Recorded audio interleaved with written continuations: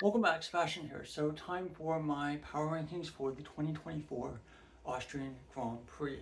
So of course it would be very easy just to simply put Max Verstappen at number 20 and then move on to everyone else. But I want to try to take a fair shake at this. And of course, this was a sprint weekend as well. So it's not just, the actions of a couple laps during the Grand Prix, but it's the weekend as a whole. So starting with number 20, I'm going to go with Zhou Guangyu. So for Zhou, out-qualified in both sessions and beaten in both the sprint and in the Grand Prix. Pretty miserable weekend all around for the Chinese driver.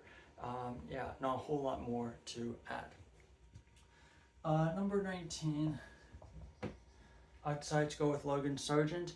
For Sargent, the sprint portion of the weekend was actually quite good. Out-qualified Alex Albon and then beat him in the sprint. But of course, the main Grand Prix portion does carry more weight. And in that part, he did not do so well. Out-qualified by Albon and then of course beaten in the Grand Prix and was the only driver 2 laps down. Of course, that was caused in part by being forced to pit on the opening lap, I would assume for front wing damage. We never got an actual replay of what happened there. But again, an okay weekend for Sargent. There weren't really drivers who I felt really should have been other drivers who had really catastrophic weekends. Sargent just, not a great weekend as a whole. Number 18, I decided to go with Sergio Perez. For Perez, he was out-qualified in both sessions, beaten in the sprint, beaten in the Grand Prix. Qualifying was, despite the fact that he did get into the final session both times, the Red Bull car in qualifying was excellent this weekend, and he was being out-qualified by margin of around 9/10 of a second, I think, in the main qualifying session. On a track like Austria, which means that on a more traditional circuit, where let's say the lap time is going to be about 1:30, that would be roughly almost a second and a half gap to Verstappen. So simply not good enough. The car was definitely stronger this weekend in qualifying. Sprint, not so good either. Then the Grand Prix, beaten by Hulkenberg on pace. He said he had massive damage. Hard to really verify that, given that Perez has basically been in that kind of position the entire weekend and also beaten by his teammate, despite the fact that his teammate basically had to do an entire lap on 3 tires and then had to pit. So again, not a great weekend for Perez. Number 17, I'm going with Fernando Alonso. For Alonso, split qualifying with his teammate Lance Stroll and then beaten in the sprint and beaten in the Grand Prix. For Alonso, I know he kind of had a bit of a skirmish with Hulkenberg, got sent off track it seems a bit, but in the main Grand Prix he had that really simple silly mistake, clattering into the back of Zhou Guangyu, picking up a 10-second penalty, which really ruined any hope of getting points in this race. Number 16, I've decided to go with Alex Albon. For Albon, split qualifying with his teammate Logan Sargent, and then in the main Grand Prix, lost in the sprint, and then in the main Grand Prix was able to move up. Never really challenging for points, just kind of around 15, 16 for most of the Grand Prix, and even admitted himself it wasn't a great weekend. Kind of hard to really put Albon any higher than that. Number 15, I've decided to go with Lance Stroll. For Stroll, split qualifying with his teammate Alonso, and then beat Alonso in both the sprint and in the main Grand Prix. And really for Stroll, it was a case of getting a really good start for that sprint, and then in the Grand Prix, just kind of kept things cool. Of course, I don't think was particularly fast. I think if you looked at average lap times, Alonso was still probably the better driver, but didn't have the mistake that Alonso did. Number 14, I've decided to go with Charles Leclerc. For Leclerc, it was a pretty miserable weekend, out-qualified in both qualifying sessions. Sprint, not so good either. Did make up some positions after not being really able to making mistakes during his lap time in sprint qualifying 3. Then the main Grand Prix was really unfortunate, the victim of some damage on the opening lap. Not really holding that against him, but the qualifying definitely was not that good. And then in the main Grand Prix, we just had to try to make a recovery drive with that crazy 4-stop strategy. Even though that's not really his fault, not sure what was going on, if there was extra damage that we didn't see. But nonetheless, it's kind of hard to still give him a positive for, that kind of performance. Number 13, I decided to go with Yuki Tsunoda. For Tsunoda, split qualifying with his teammate Daniel Ricciardo, and then beat his teammate in the sprint, but then lost in the Grand Prix. Bit of a tricky race, definitely was towards the back, a bit of a surprise that he was so far off his teammate Ricciardo in the sprint. I could probably justify putting him below quite a few of the other drivers here, but that being said, the sprint performance definitely moves him up a little bit more. Number 12, I've decided to go with Valtteri Bottas. For Bottas, while the car is an absolute nightmare, it's really hard to assess the true performance of their drivers, especially when it seems that they're when it's the only car that does not have a point yet in the Constructors' Championship. But for Bottas, out-qualified his teammate Joe both sessions, beat him in the sprint, beat him in the Grand Prix. While it didn't really look that great on paper when you just look at the finishing positions and all, I think beating your teammate that comprehensively across a sprint weekend definitely means that I think you were doing a good job. So for Bottas, I've put him in 12th. Number 11, I've decided to go with Esteban Ocon. For Ocon, out-qualified his teammate Pierre Gasly in both qualifying sessions.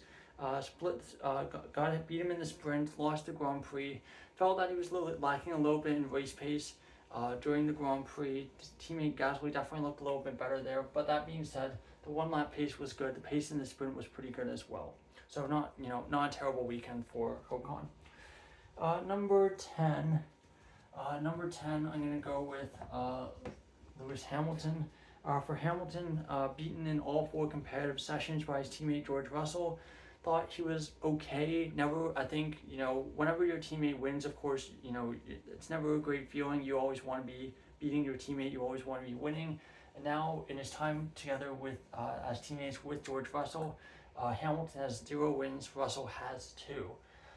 And this time, it's really kind of hard to argue or find any incident that, like there was in Brazil 2022, that can be pointed and say, oh, well, Hamilton had this. He was just, unfortunately, playing slower than Russell pretty much all weekend. And I know this is a historic racetrack that Hamilton just hasn't done that great at, especially, when he was teammates with Bottas. It was a track where Bottas, had a better than average, a better than normal chance of beating him. Let's see, moving on to number 9, I'm going to go with Pierre Gasly. For Gasly, out-qualified in both qualifying sessions by Esteban Ocon, so definitely a little bit of work there. Beaten in the sprint as well, so only really beat his teammate Ocon in the main Grand Prix, but that's really the session that matters. Getting a really important point for the Alpine team in P10, so I thought, pretty good result there. And yeah, really capitalizing on it being the most important session. Now, number 8, I'm going to go with Kevin Magnussen. For Magnussen, split qualifying with his teammate Nico Hülkenberg, and then beat his teammate in the sprint.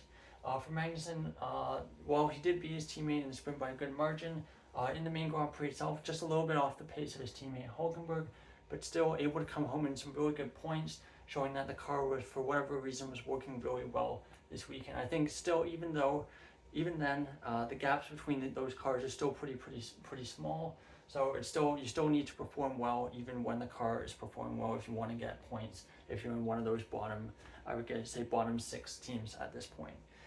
Number 7, I'm going to go with Max Verstappen. For Max Verstappen, beat his teammate Sergio Perez in both qualifying sessions by enormous margins. Beat his teammate in the sprint.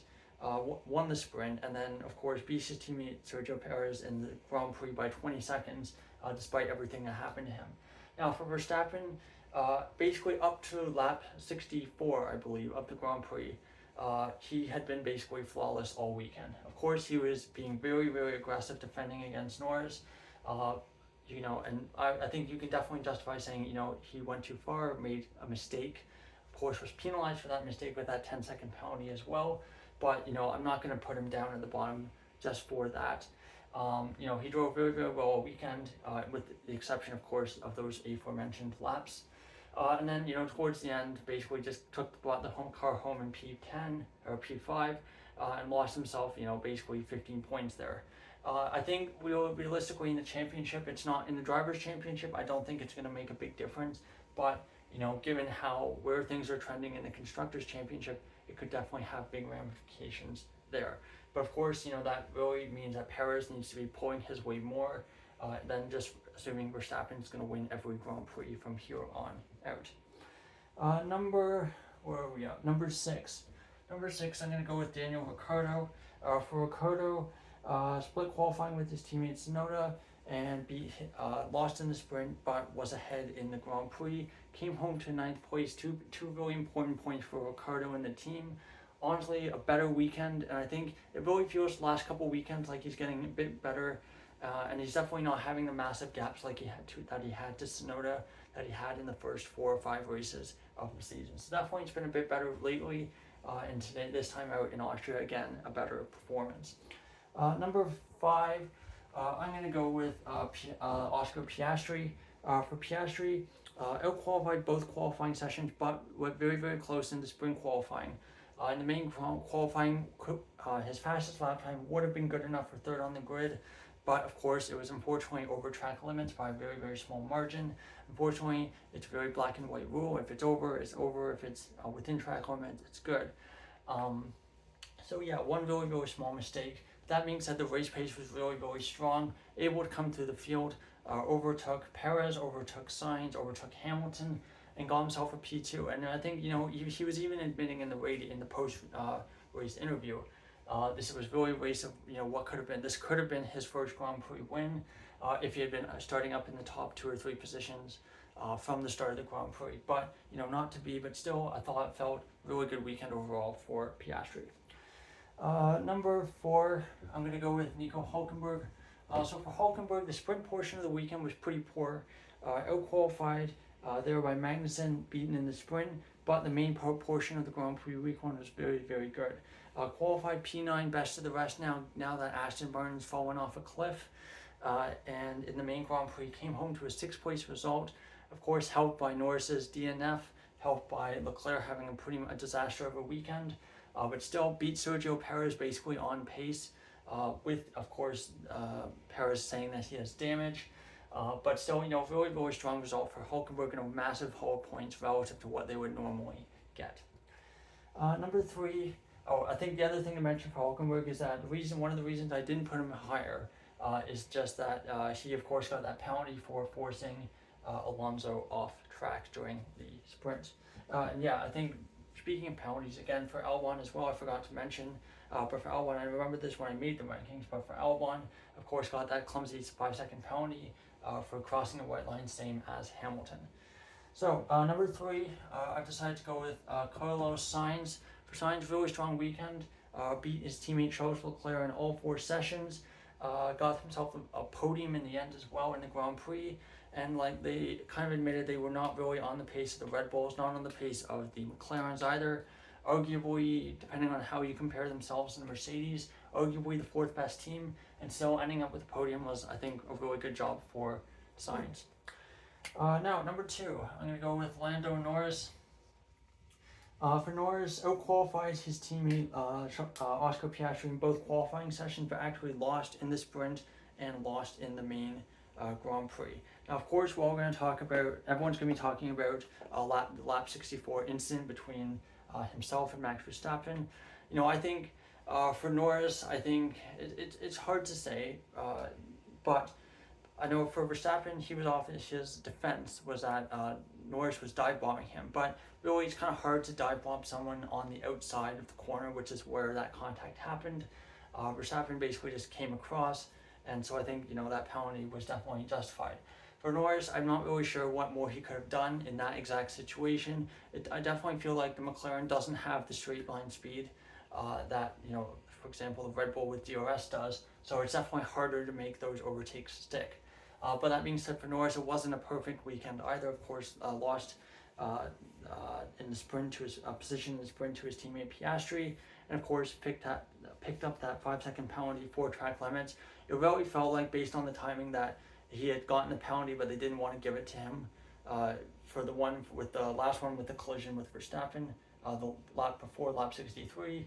And again, you can definitely argue that shouldn't be a penalty, but still, for Norris, a very good weekend. Unfortunate that he got no points, and I think really any hope of anyone really challenging Verstappen in the drivers' championship is kind of gone at this point, given that there's only 13 races left in the season.